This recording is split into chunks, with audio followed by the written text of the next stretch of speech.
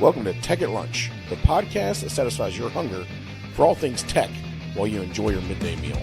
So grab your sandwich, tune in, and let's dig in. Hello, I'm Nick. Hey, I'm John. And this week we don't have Ed with us, and he's taking care of some family stuff. Yeah. So, last week we kind of touched on a few things, I think. A lot of different 3D printing processes, and even touched on a little bit of scanning and stuff like that, and a lot, and mainly good old rapid prototyping. This week Yeah. we're gonna get on I guess you could call it either the train, the soapbox, or whatnot. But augmented Yeah. reality. I'd call it a soapbox. Yeah, yeah, It's shoebox. pretty early in the lifetime of virtual reality, augmented reality, right? Oh yeah, But it's also pretty early in the life of, 3D printing and additive manufacturing on that realm. Like it's hard to we went long a little bit last week. It's hard to keep into one realm the technology, right? right, Kind of of like course.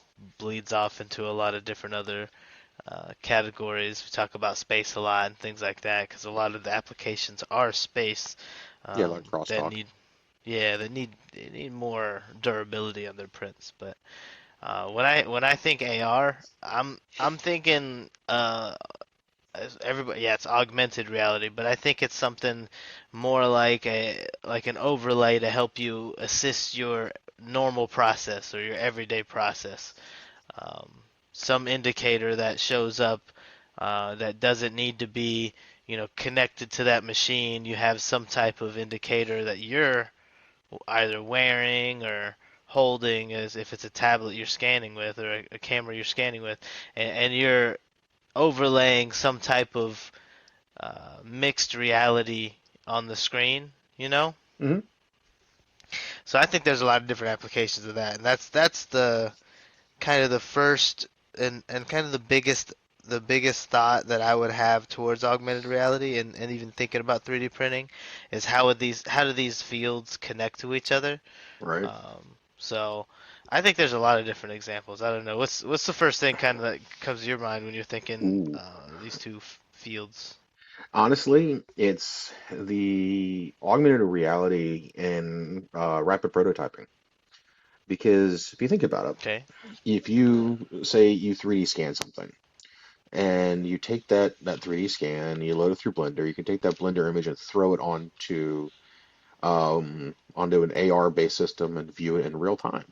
And then you modify it, edit your STL, load it into Blender, create an image, and then you can see it. You can see the physical image, its true size. You kind of see what it is. You can spin it around. You can look at it. And most AR based systems now, you can actually do the modification right there in the AR system. I think they're using probably HTC Vive and a couple other things. Like you can make your little modifications, especially if you're doing like start stuff with cars and whatnot, is you can make your modifications right there, then send it to um uh back to Blender or something like that. Then you can save it in STL, and then either you can send it to a 3D printer, you can send it to a vinyl cutter, or if you got to go to a vinyl, or you can go send it to something that's going to be cutting stuff out of styrofoam. So I think the use of it to do rapid prototyping processes is probably the one thing that I think about, because I think about how can I take the system, which I know is going to cost me more upfront, Right. to save money in the back end, save material, Right. save time, and stuff like that. No, that makes sense. I mean, when that's something that I didn't think about initially. So you're saying 3D printing in and of itself is a good tool for rapid prototyping because you could rapidly iterate prints, say if you're trying to size a fit for a certain part. Mhm. But when you add the extra layer of augmented reality there, so it's kind of like you're kind of erasing a little bit that line between the physical and the digital world, and you're going from a physical object to a digital overlay. Yep. And in that sense, you can see the difference in size before you have to make 50 prints, right? hmm You make it in 3 prints. So you go from digital to semi-physical, hmm back to digital to physical. Yeah, so you don't need to print as many models when you're doing it. It's definitely useful. So it cuts down on your usage. It makes sense. It also cuts down on your time it takes and the time it took you to make your part of your process with 3D printing. So I mean that makes sense. I didn't think about that at first, so that's a Now, cool idea. if you think about it, you're also customer friendly at that point. If I go visit a customer or I go do something with a customer or a team or somebody who's looking for parts, pieces, whatever, if you have, say, an HTC Vive or something like that on you that has the 3D system on board, you can hand it to them. They can take a look at it before you even make the first print. Yeah, I think that's crazy. That's a good idea. It's Yeah, just that much more impactful. it's a buy off before the buy off even happens. Yeah, it's a validation. I mean, we like most people's first idea of augmented reality or first like experience with augmented reality was that Pokemon game, Pokemon Go, Yeah, yeah, that'd be it. right? It combined your GPS and your phone's camera Yep, to give you a nice little game there, right? right, right. So I think that like having more connected with AR and adding the capacity and the ability for a machine to print, like if you're scanning something in real life and you're able to print that or send that file to your printer, like that, to me, that makes designing and rapidly prototyping, iterating anything very easy. Very, Right. very easy. I guess the thing is, if you think about it, before we used to have to take pictures and send them to dark rooms and stuff like that, or send them to software and stuff like that. Prints, well, you send them to a printer, you wait 2 days, you get the printout done, Yeah. unless it's something small. Now you build it into the metaphysical world, and you put it onto a device, and you sit in a room and you look at it. Like what you mentioned about the Pokemon Go thing. The one thing that also led to is natural selection. Um, it's what happens when people don't pay attention to where they're walking. Um, Yeah, yeah. at, Catch that Pokemon. you caught something, all right. It's probably the front of a Yeah, truck, but hey, you caught yeah, something. yeah, Um, but the thing is you can actually sit there, mess with it and play with it. And you can set it in front of you. You can sit in a room where this will be used, looking through one of an HTC or something. Who knows now with everybody talking how great Apple's thingy is that they got now. That I really just think is a yeah. face-worn iPhone.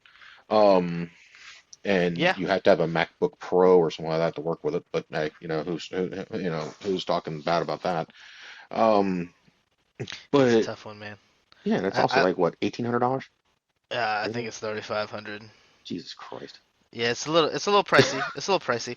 The thing is that I mean, it's Apple as Apple does, and Apple has done with how their It's like practices Disneyland are as prices. far as, yeah. So they know that you want it. They want it. They want you to feel like you're going to miss out if you don't have it. And this is a pretty popular marketing scheme. You have that fear of missing out, so you want to get yours too. But what I will say is that in a lot of cases like the iPod Touch and the iPad and things like that, they really did kind of revolutionize with some of the technology they came out with. Oh, I But agree it's with you. been I quite have some one. time, right? Exactly, exactly. But I think they need to take this to the drawing board a little bit. Right. Make Yeah, it affordable. That's why everybody went to HTC. Even if you get the commercial pack for the companies and stuff like that, it's like 500 and something bucks. It's yeah, less than $1,000, and it's built off of Android, which everything works off of Android most of the way. yeah, Um, it's not like we're going to the HoloLens from Windows, which that's another possibility. Um, yeah, but I think we've had this conversation before. It's the Google Glass. If we could have them the yep. one like Google Glass, where it's just poof right there in front of you, then hey, why not? Yeah.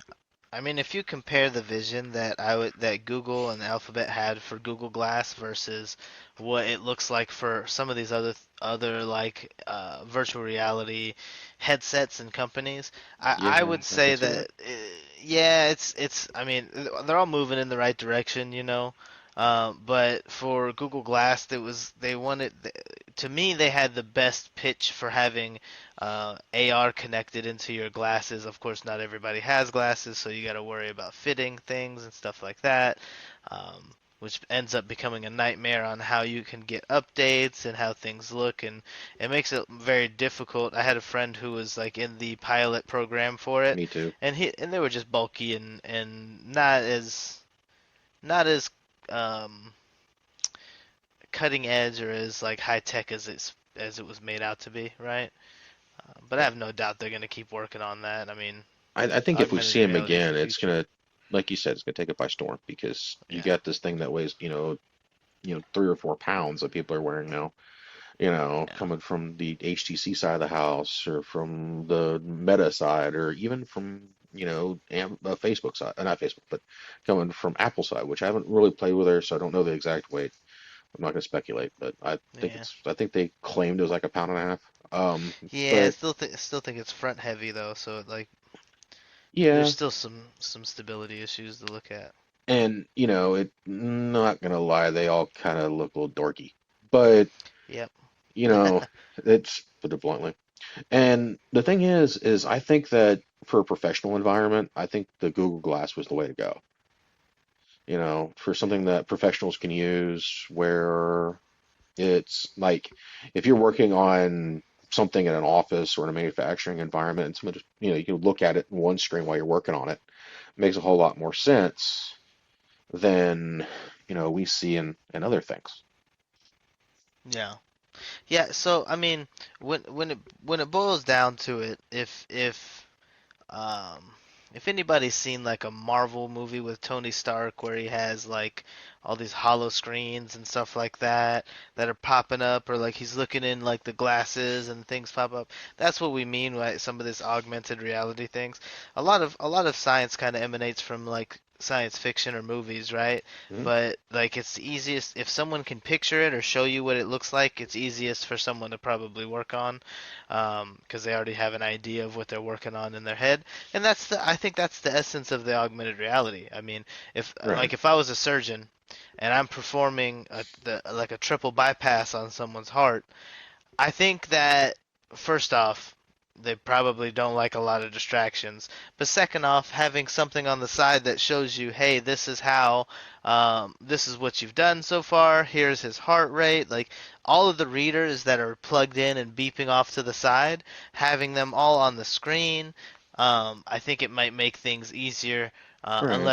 I can see unless a that. surgeon wants to go for simplicity, which makes sense to me. You're able to focus, so I think a lot of cases like that, it doesn't have to be necessarily a surgeon.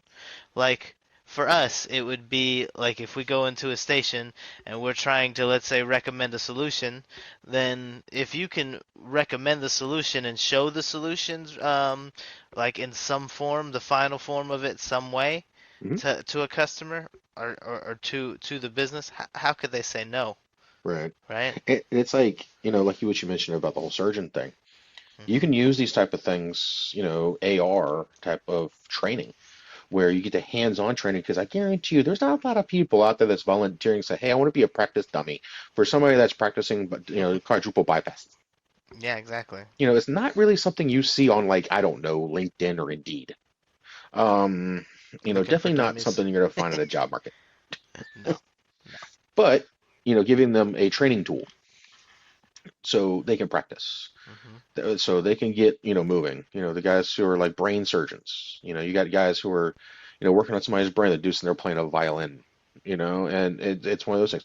Those brain surgeons are the smartest people out there right now. Unless you talk about the guys working like nerves and stuff, then maybe they might win the cake. But giving them the Yeah. ability to practice is another thing. That's beautiful too, because like like you don't get very many second chances, Right. if any at all, when you're doing certain types of surgeries. That's why assumed risk is part of the game. So yeah, having something that where you can like a flight simulator, so we can kind of guarantee pilots. I mean, at the end of the day, we still lose some pilots and some flights have errors and things like that. But I bet you would have, it would have be much higher of a number if we didn't have flight simulator, if we didn't require a certain number of hours in simulations, or without passengers to be able to get to that point. So augmented reality, I think, is already being used in aviation as far as learning how to fly. Oh yeah, even targeting systems on that type of stuff, if you think about it, with the new even limited release of information they've released on the F-35 Joint Strike Fighter, the fact Hmm. that these guys are able to look through the airplane and, kind of see what's going on, it's you leave the physical, the virtual while still being the physical, while still operating a multi-billion-dollar airplane. Right, right. We need So that plane back. That's the big thing. Don't. yeah, as long as it lands, and you don't end up with the invisible airplane. I think we're Yeah, okay. You yeah, know, if if you land but the plane does not, then there's multiple other questions I have to think about. yeah, Like, where'd the plane go? yeah. How? How'd you do So, that? it's the Um, invisible plane on the end of the runway. so I did have two kind of big thoughts about kind of the juxtaposition of 3D printing and um, AR that I kind of wanted to bring to your attention. I guess get your thoughts on as well too. Hmm. So there's the first thing I'll start with is kind of um, like we talked about the fact that it allows for your iterations to lower, so you're saving material, things like that, and print time and print numbers and stuff like that. So that's going to inevitably increase your workflow. That's kind of one of the things I wanted to focus on was like how do I increase my workflow, make myself more efficient. There's actually I believe I need to learn more about this company, but they focus on CTE, which is career and technical education, like hands-on learning in certain situations for STEM Yeah. uh, students, so they can like let's say at a young age they could see, okay, well here's what a normal situation you would have if you go into this field and you become a mechanic on blah blah blah machine. This is usually what a failure would look like and what you would need to do. Go through that, learn. It becomes like we talked about it, gamified. So Hmm. this is something that's like exactly 3D Bear. It says that they're working towards a hand-on experience for things as well as you know having a quick and early introduction into some of that education and what that technical work looks like. Hmm. So that's one of the things is I think that augmented reality not only is it going to enhance the actual work that you're doing day to day, how does that make me a better worker? How does it make me more efficient? You're going to be able to organize yourself. Some people, if they have ADD, they're going to overdo it, and it's going to have the same issue as, the internet did whenever it first came out for people. They're like, I don't need to learn anything. I just have it on the internet. So I think that's Yeah. inevitably going to happen. However, if we pivot and use that to learn hands-on experience, Hmm. yeah, to me it's the same thing as like you're flying a plane. Yeah. You're learning how to fly a plane early. I So can agree with that. I just kind of pulled it up. 3D Bear. yeah, Um. I need to look more on them, but it seems like they have the right idea. This is Yeah. what I mean. They have kind of the idea that we were kind of talking towards. We've been talking about several episodes, so I like that idea. Bring it to the kids. Show them how to scan things. Show them how to print things. How useful it is. Yeah. Yeah, The fact that this stuff can be easily deployed and quickly employed is a game changer at that point. I know we yeah, sometimes use that theory that word that set of words a little bit quicker than most, but the thing is it's something that is easily deployable, something that makes sense, something that even if it's not just to kids but to trade schools, um, to help people figure out A to B, because a lot of times you get people coming in that don't have the hands-on experience that they need to have, but right. this will give them the I guess you could say physio training that they need, where they Yeah. know how to see things that are coming up. Yeah, a lot of kids nowadays are I mean, honestly it's how I learned. You then you can do it afterwards. Like you end up, Hmm. like you see, you take notes, you practice, then you can do it afterwards. I think that role playing is part of. I mean, in my prior jobs, role playing has been a huge part of what you needed to do to be prepared for when a system goes down, or to be prepared when prior I used to work in retail. Be prepared when someone wants to or tries to come in and steal from you, or be prepared when you have certain situations that you have to kind of de-escalate situations. If you aren't prepared for those situations, then when the situation happens, it makes it that much worse. Yeah. And I think that, any way to support training to get ahead of the game is paramount and is something that needs to happen.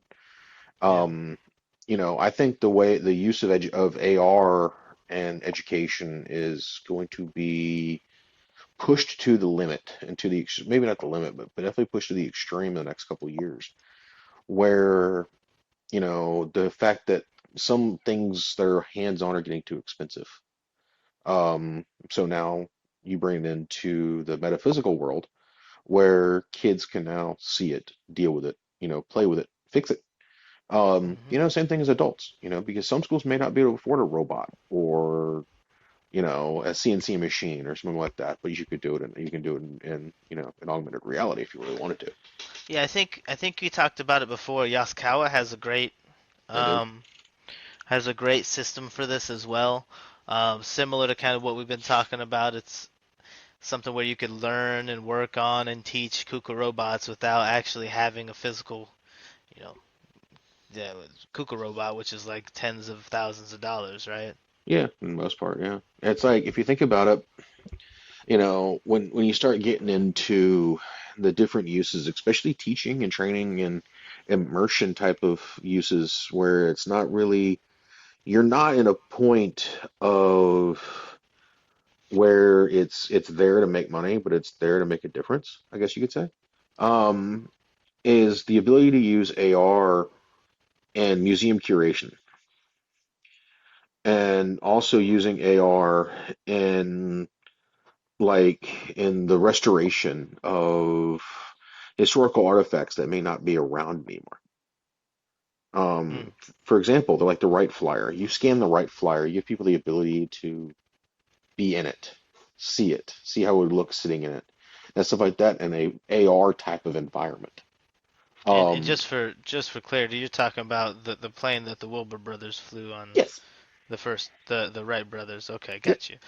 Just yep, wanted to make sure, and I would like to ride on that or see what it's like to fly in that. So that's something that's pretty cool. I might and have to look into that. if you think about it, or hey, look, I want to see, this statue up close, but it's somebody scans it or somebody gets it into the system and they can spin it in their hand and look at it. They can zoom into it. They can really get their hands on something that, is so um uh I guess you could say out of process. Or so far away that they can't get their hands on, or that it's, something that's getting ready to fall apart. Um, Right. being able to get people inside one of the decommissioned space shuttles using augmented reality so they can see kind of things that are going on and how it would look either on launch day or in orbit, or there's something that's I know they have it on the internet. I get it, but having it in like an augmented reality type of space.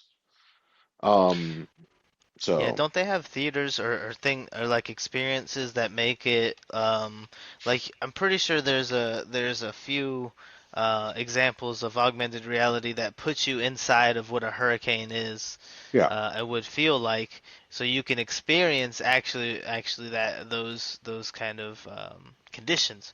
Yeah. However, uh, without making it actually physical, I think it's a little bit difficult in those situations. But if you have a VR headset on and you're overlaying actual like footage from like some camera lenses, I think that at a certain point, some people would work a full 8 hours and they would be working in augmented reality. Yeah, it's hard not to see it, but it needs to. For me, I think the beautiful part is that you can use 3D printing to model your headset Hmm. and then make your new one, and then you can use the VR to kind of make sure you're aligning things and fitting them correctly. So I think they just go back and forth and they work like windshield wipers in a lot of situations. Oh yeah, and the thing is like, that's when you start getting the restorations. You can see Yep. what what it was supposed to look like and what it does look like now. It's like they're restoring things, especially like the Smithsonian. You start getting into stuff that they're restoring that's hundreds and hundreds of thousands of years old at this point. They're Yeah. trying to restore it, not bring it back to its original age, but just, where they can display it. You got all the stuff from, the moon landings and stuff like that that are there that, people can't get their hands on, but people can look at through the glass. Why not give them the ability to put on a VR headset and actually walk through it? Be part of to be able to sit in one of the buggies that they took on the moon and stuff like that, without physically having to, be in one. Um, it's also something that, when we start talking about AR versus, and also the VR type of stuff, is why can't you use augmented reality um, um, field trips? Yeah, yeah, like secret or Magic School Bus. Yeah, maybe, yeah, pretty much. But the thing is, it's That makes like sense. you have schools that can't afford to bring their kids to like DC or something like that to go see the Smithsonian and see some of these things. Some kids may never get time to or the chance to go to DC, and see the Smithsonian or see Cape Canaveral, see Kennedy Space Center, see the Rocket Garden. Um, Right. in reality, you bring a company in that's got these headsets, and 3D printed inserts to be able to make sure they fit all the kids. And you give them the ability to walk through places they will never be able to go to, unless they had that opportunity. Yeah, it's true. I mean, you make it so much easier. I mean, soon enough we're gonna have augmented reality and smart wallpaper, so we'll be able to change our room to whatever setting we want. So Oh, I that think could we're get getting creepy. we're yeah, right. It could get we're well on our way to this, but by the way, because LG's got the screens that are as thin as two credit cards thick, and they're displaying, but they're not the size of a full room's wallpaper. I'm assuming they probably have tried this in one room, but I know Oh, they the were working on the practical bendable. jokes I could do with that. Yeah, it's a little dangerous, but we gotta worry about security and things like that. But hopefully by that point we have security down pat. Um, Somebody but wakes up their so entire rooms in the clouds. Don't go to don't exactly, go to don't go to bed drunk. You never know where you're gonna end up. exactly. No, that's the scary part. Um, so another thing that I wanted to kind of bring to your attention and bring up and speak on here is the possibility of using a like a VR or AR headset to help in live designing a model as it's printing. Ooh, So that's pretty crazy, and I think that's really it's like when you hear it, you're like, ooh, how is that possible? I would like to see that. Well, the cool thing is they do have a video of it. If you're curious, you should look up it's the Roma project, ROMA from Cornell. So Cornell, MIT, and I think UCF, University of Central Florida, they collaborated on this project where they have a cuckoo robot arm with the hot end on the end. That is printing a basic object. Now, the programmer is someone with an AR headset or designer, you could call him, and he has to have very specialized training. So that's why I think this is like a little bit difficult to attain, but is possible or doable because I've seen it. But he designed a pot, created a handle in free time. So the pot was already designed in place there. So the robot was going to print that, and printed the spout and the handle, creating it in live time in the middle of printing that piece. So I think there's a lot of questions hmm, that I had that I'm probably going to have to think about a little bit longer or do a little more research.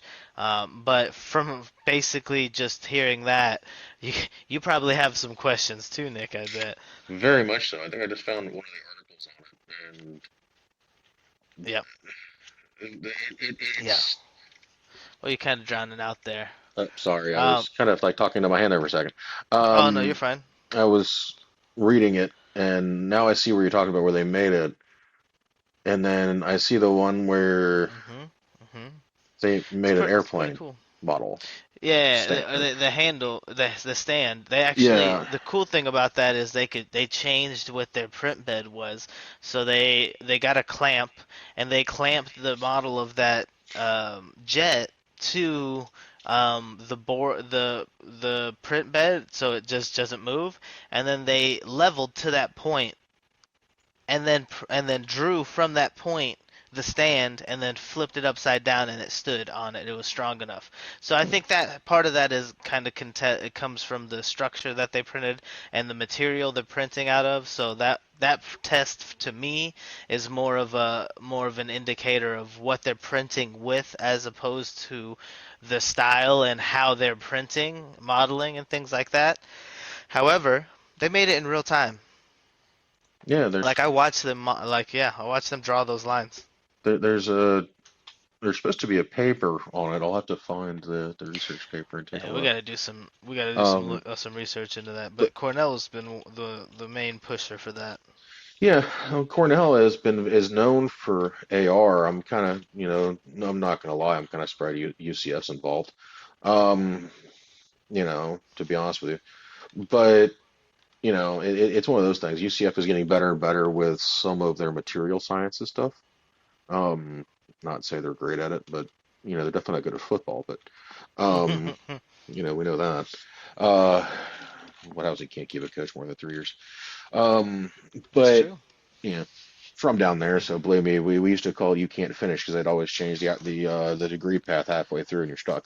Yeah, it's hard to Um, have stability when you can't, you right. know, But the thing have a is they're getting focus. better at it. But the thing Yeah. is this is one of those things where it's just some outside the box. Somebody finally thought outside the box and figured, hey, guess what? I can draw with this thing. I can do. I'm more or less wondering about the print head, because It seemed like it was a normal hot end. yeah, it does. It looks like it's a. Let me see if I Well, can't maybe zoom a in. little bit larger.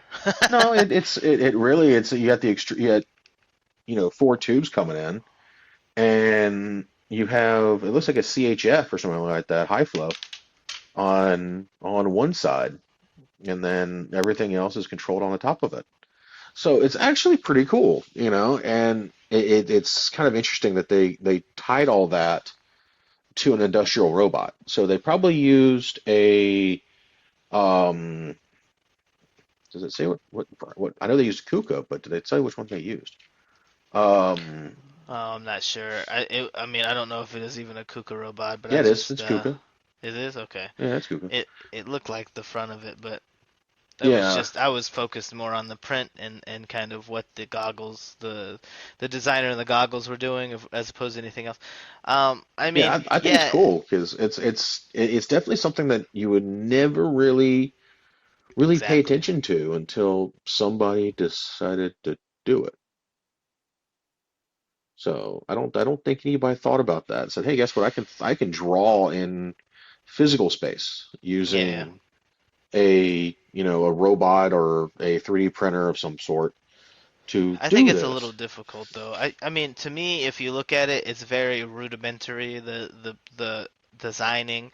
A little So I stringy. think, I mean, the same way that people started getting good with the iPad and using the Apple Pen to design on the go, right? Oh yeah. I feel like this is just another tool, and honestly, like the glasses are a different thing. What if I set up a iPad on its side and there's some type of camera or app that's on there that you have a scan, you're drawing from that as it's printing. I think that having the goggles and trying to design with that little handheld, that's a little bit of an extreme.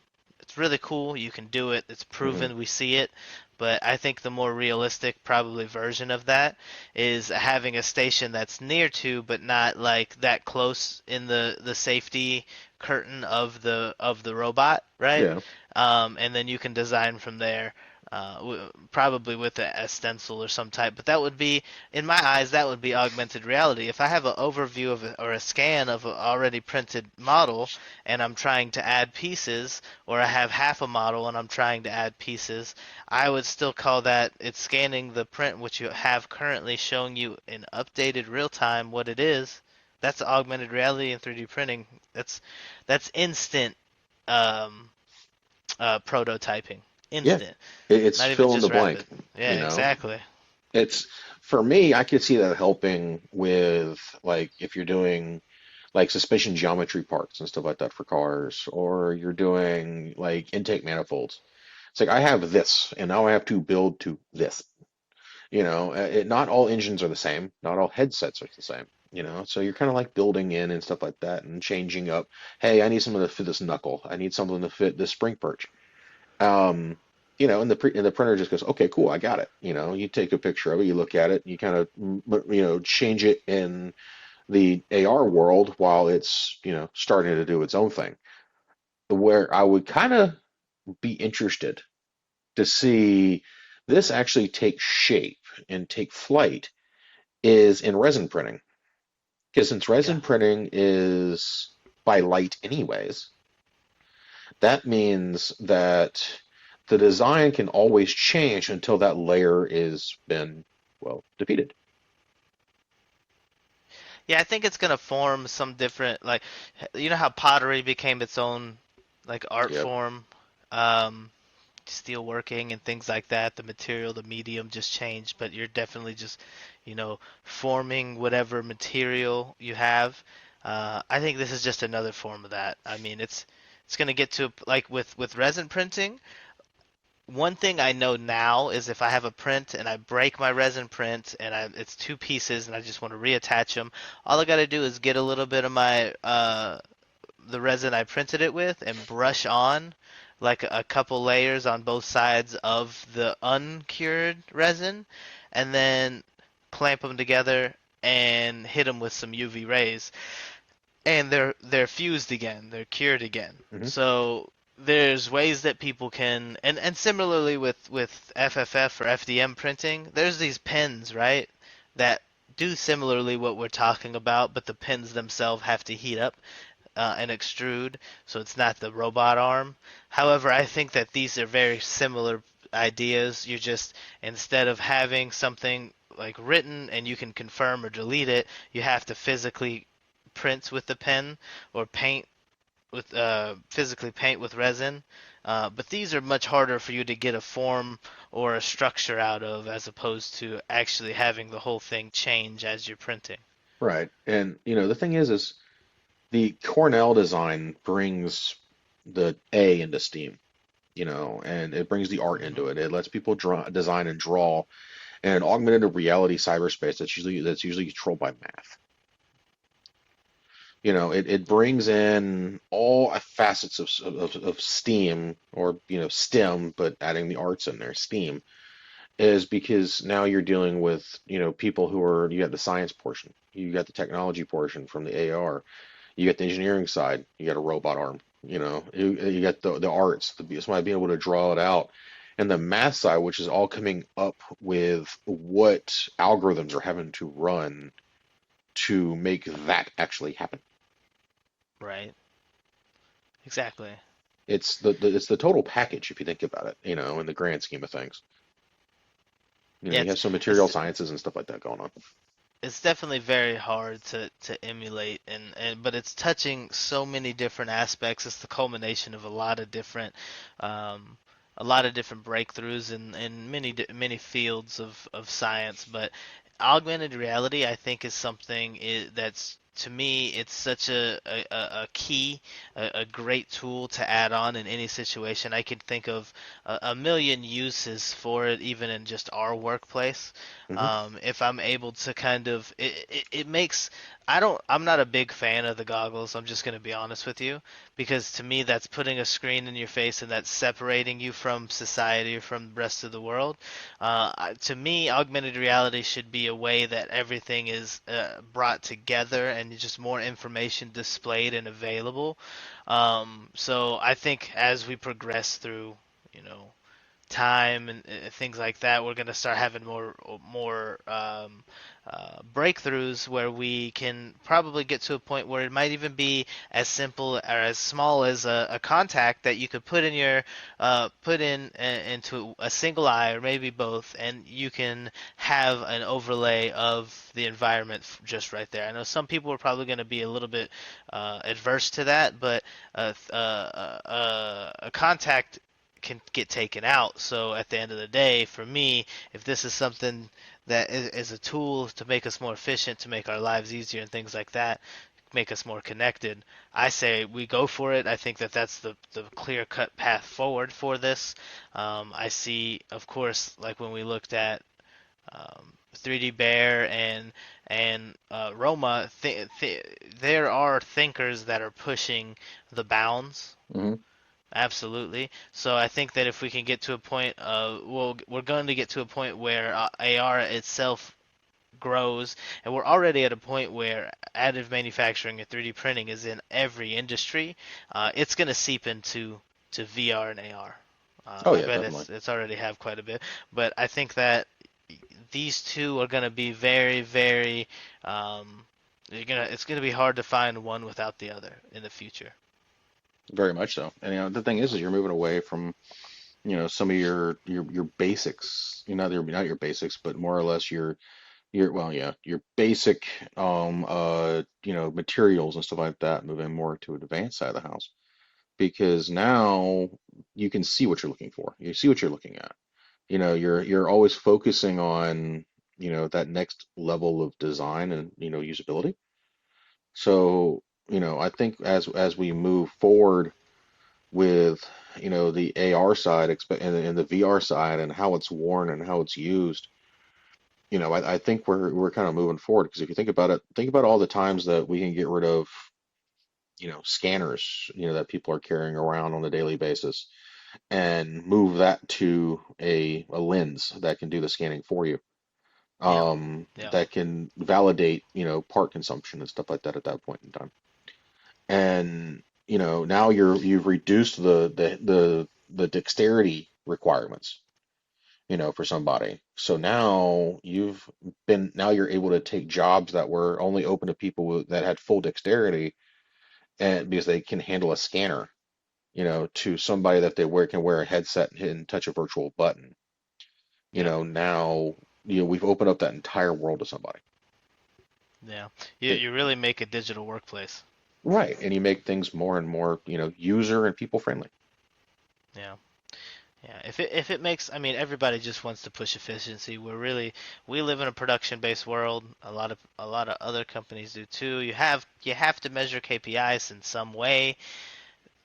So at the end of the day, if you're able to use this, utilize it, increase anything, you have business cases for future growth. You have business cases for future innovation and things of that sort. So yeah, it's hard to ignore what's going on and hard to ignore AR Yeah.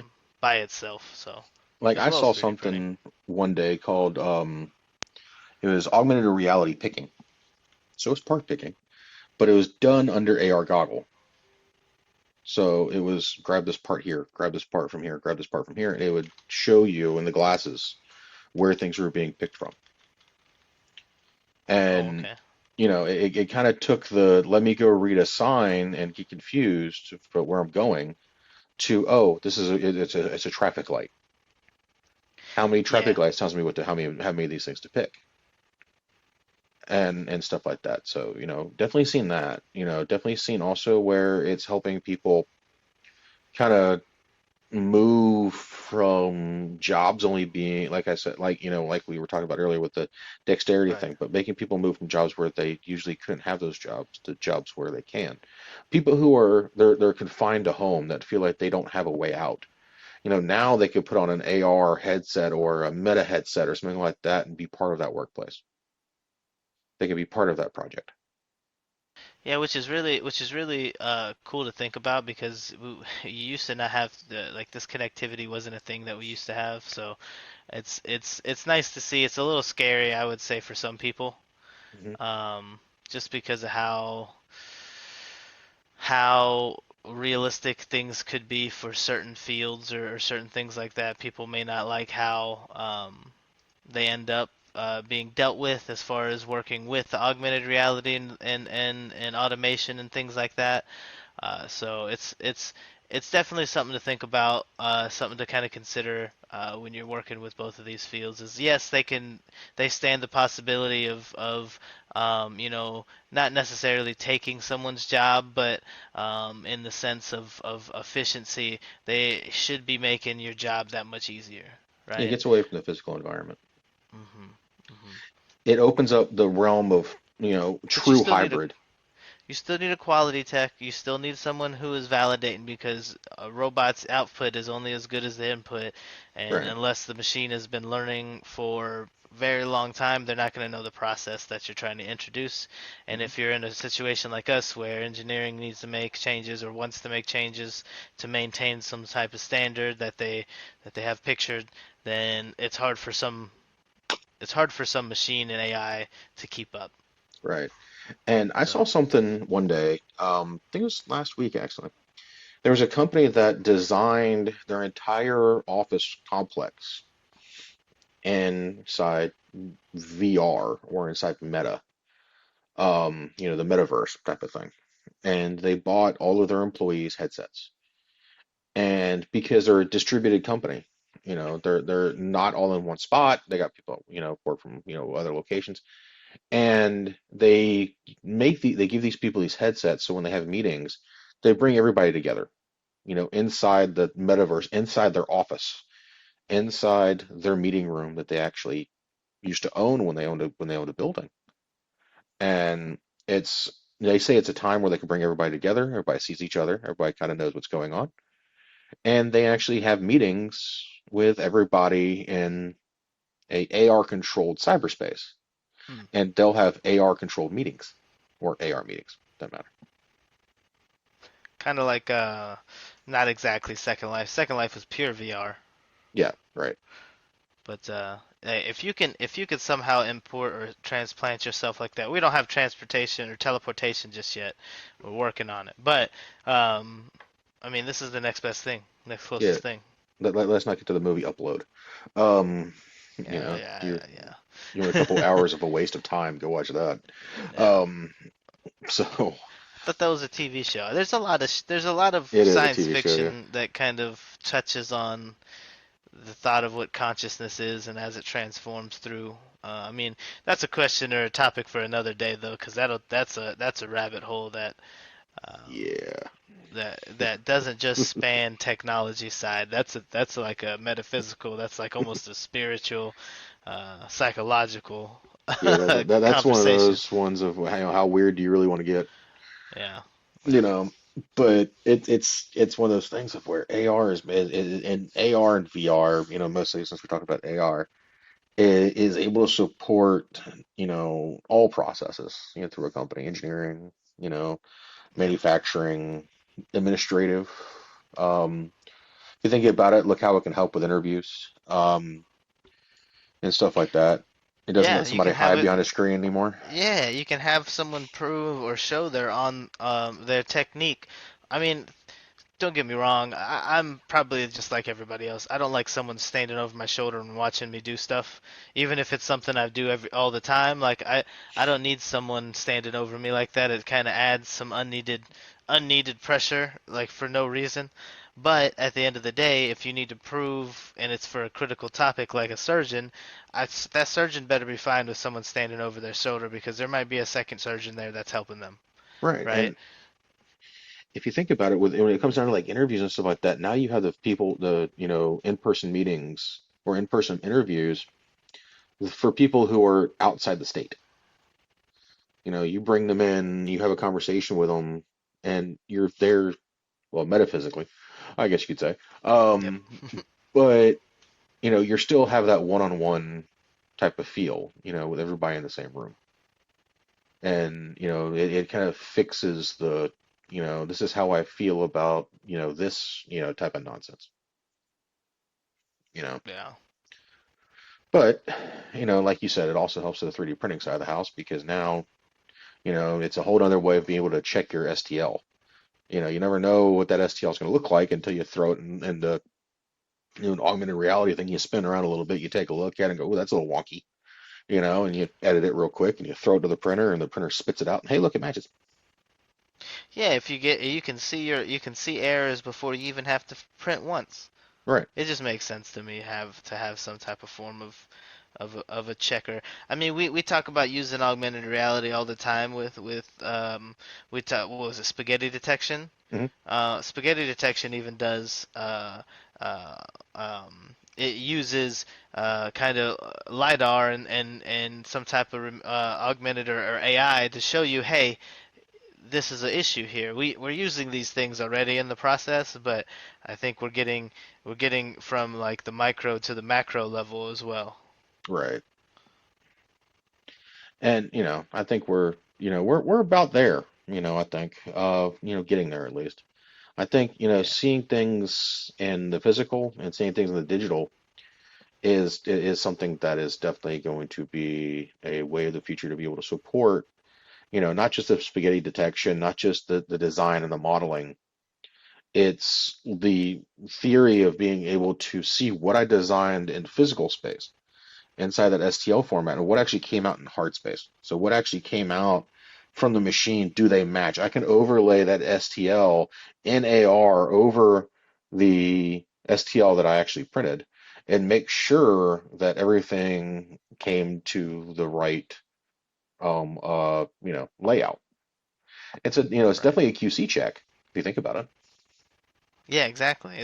And that's something you can do because we talk about scanning and scanning also could be part of this. We can use that as a step in this process. But you're scanning your print or your model or like if you're saying, hey, this column fell, I need to print something that's going to replace it or fit in the same place. You scan the area, you print, you scan the area again afterwards to make sure you got the same. So you measure twice, and then if it's not right, you print it again. I think from there, that should solve a lot of people's issues with sizing. I think a lot to construction 3D printing that we talked about is Mhm. that you can set the slab, the foundation, and then you can overlay augmented reality on top of that, and then change the rooms and things like that, and then you can have your printer print out that design that you've selected. So to me, that's kind of one of the other use cases that I would say like we could be using probably even today to make a lot of people's lives easier if they're looking at what a constructed house might look like when it's done, sizing and understanding those things. You could even get people to feel if you give the goggles before you even print, you can get them to feel what it's going to be like in that home. Right. And it gives you a whole new meaning to building by customization. Mhm. Mhm. It's one of those things. I think that'd be awesome. And, you give those to, especially custom home builders, people who, they do this for a living, they understand what needs to be changed, what doesn't need to be changed, and how things are. They can Right. easily see that. And also the thing is, if you think about it, these guys who order cars from, and I know we're running long, um, like from Ford, for example, or from Dodge or some of these other companies that may not be able to see their car ahead of time before it is delivered, they're actually able to see what the car they're ordering is before it arrives. We can only do so much in pictures. It's true. Be like, hey, look, your car got arrived. Make it part of the design process, part of the manufacturing process. Your AR model arrived. Now go check it. Yeah. Yeah, there you go. And I mean, like, yeah, if everyone has like a standardized set of um, augmented reality glasses, goggles, whatever you have, if they all kind of communicate the same, then you can get it before you spend all your money. You can see if you even like it. Yeah, bring it to all the dealers, make sure all the dealers have them, and somebody puts them on and validates. Okay, cool. This is the car that I actually want. This is the interior that I want. This is the exterior that I want. This is everything I want. Especially if you start dealing in some of those other cars, the Koenigseggs and stuff like that, where everything is built to the person. You don't want to be a stitch off because if you're a stitch off, guess what? You just wasted 1 point something million dollars at full price at a time. Oof. Yeah. So that Yeah. can be a Not really good. expensive screw up. Well, You know, saves the could company time, saves the worker stress. right. Win-win. and it doesn't make sure you don't pick the wrong color of orange. You Right. know, I wanted pumpkin. Well, you picked, traffic cone. You know, Neon. right. Oh no. I don't know why you picked, an orange exterior and a bright yellow interior. Yeah, well, it's you. But Yeah. until, Hard but choices. right, right. Don't be the one who, puts a review, a heating, what is it, heated rear window in a vehicle that doesn't have a rear view mirror. Yeah, there you Uh, go. so, that's one of those things. It's stuff that, kind of sometimes makes sense. Should be common sense is overlooked more than you know. Exactly. And Yeah. with AR, we kind of fix those known issues, and we find the bugs. Right. Um, but I think we've kind of, before we go too long, because we can take this almost another hour, because we're at almost an hour now. Um, Right. it doesn't feel like that, but I think we need to bring it to an end at this point. But Okay. I just want to say thank you to everybody who's listening. We're at 2268. Y'all, it's absolutely amazing. We're having fun with it. We're hoping you're enjoying it. If you have any ideas for any new topics, reach out and let us know. We're definitely going to be bringing y'all along on some of the shows we go to this year. We're definitely pushing. Well, we not pushing. We are going to go to Automate up in Chicago this year. Um, we won't be making it to Rapid this year. So if we're hoping to meet y'all out there at Rapid this year. It doesn't look like we'll make it. We're trying to make it next year. Maybe do Rapid next year instead of doing Oh, Automate. yeah. And then there's a chance that you may see one of us, two of us. You may see one of our other guys with us. Hopefully out at SEMA this year. We're going to try to make it out there to Vegas to SEMA. And get our hands in that type of stuff and try to support that. We're looking at how we can better support that way, that side of the house. Um, Hmm. so, go take a look at some of the stuff we got going on. Go take a look at the printed heritage side of the house, Vulcan R3D, for any of the swag. We'll probably be adding a couple other things to that. You might see another website pop up here or there, eventually, that we got going on. May have a little bit of car stuff coming up eventually, that we're doing with the 3D printers and scanners and whatnot. So, let us know what you think. Let us know what you want us to work on, kind of tinker with.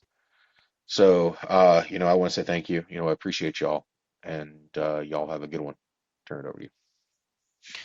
Yeah, I always echo. We are very appreciative. We don't really we talk about this stuff a lot, but not all the time do we have kind of a anyone to actually kind of listen or has the same kind of interest. So it's nice to have a platform to kind of talk with people that are like-minded. So if you guys ever have any time or want to spend some time kind of chatting about some of the topics, reach out to us. We're always open. We're never going to kind of shoot anything down. We like kind of tinkering and learning new things. So like even if it's something we don't know about, I think we take it as a challenge and we take it from there. So if you got any ideas, just reach out. Yeah, like Nick says, lithophanes galore on printed heritage. If you want some type of keepsake, if you can't think of a birthday gift or a Christmas gift or just a memento for someone, a lithophane is a great way to do that. You can order a lot of customs from us, so we kind of advertise that and just let you know like if you've got questions, we can work through pretty much anything that you're requesting. So we're just here to kind of serve you and kind of keep those memories that you have and cherish close, and then you could show them off to your friends, family, whomever. So, again, stay tuned. We got some cool stuff with the scanner coming. We got some cool things cooking. So yeah, keep in touch, guys, and yeah, you guys take care. All right, y'all. Have a good one. All right, bye. That's all for this episode of Tech at Lunch. Thanks for tuning in and joining us for this tech-filled lunch break. We hope you enjoy the show, and don't forget to subscribe on all channels. And also, you can find us on YouTube under Vulcanar Technology Solutions. And join us for our next episode, which gets published every Wednesday at 8 a.m. All right, y'all. Have a good one. We'll see you later.